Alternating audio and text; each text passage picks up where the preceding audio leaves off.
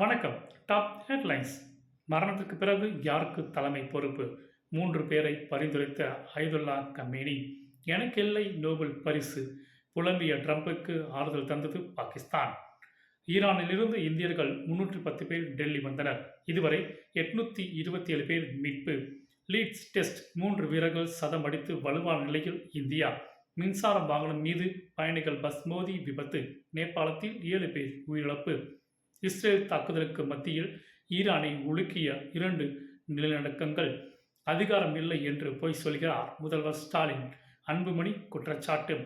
வருத்தம் சங்கடம் இருந்தாலும் திமுக கூட்டணியில் தொடருவோம். துரை வைகோ பேட்டி. பீகாரில் விரைவில் வருகிறது சட்டப்பேரவை தேர்தல்.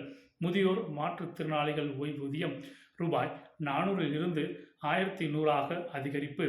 பொறுப்பின்றி செயல்பட்ட 3 அதிகாரிகள் பணியில் இருந்து விடுவிக்க ஏர் இந்தியாவுக்கு மத்திய அரசு உத்தரவு. அகமதாபாத் விமான விபத்து.